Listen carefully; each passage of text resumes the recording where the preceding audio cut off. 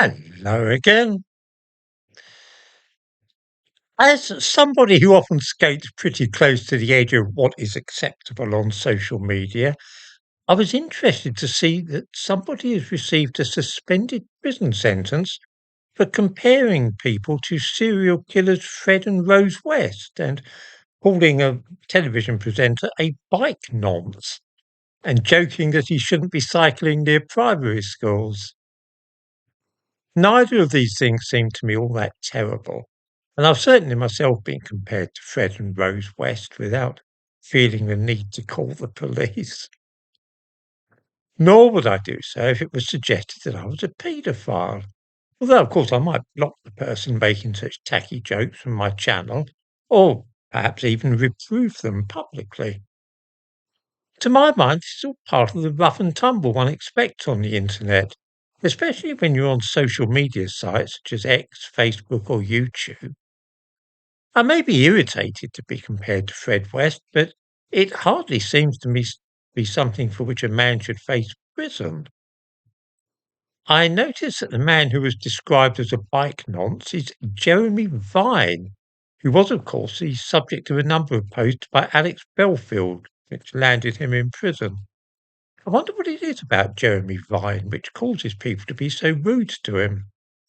True, he's a sanctimonious and smug devil, but then so are many people who work in the media. There must be something about him which attracts such abuse. I am unfailingly polite myself, even to those who are very unpleasant about me.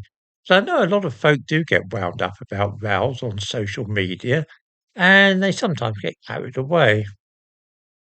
Perhaps I ought to adopt a more proactive approach like Jeremy Vine and start ringing 999 when people post things accusing me of being a paedophile or a monster or comparing me to Fred West.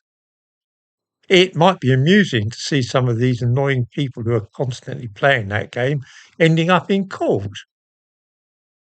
I doubt that I shall, though. To me, the internet is no different really from real life. If in real life somebody compared me to Fred West, I probably wouldn't feel it was worth bothering the police with. And so the same rules should really apply to social media posts. This charge of sending grossly offensive electronic communications with intent to cause distress or anxiety is becoming used a little too freely to my mind. I'm guessing that it ties in with the Online Safety Act, in that the aim is to try and stop people being too free and easy when chatting online. But that doesn't seem to me to be a good thing. A lot of people, particularly youngsters, spend more time online than they do interacting with others in real life.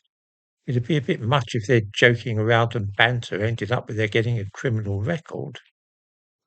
Things have come to a pretty pass if we can't call somebody a monster online or hint that they might be paedophiles and so on without running the risk of getting our collars felt. I can see that in the light of this most recent case, we're all of us going to have to clean up our acts a bit.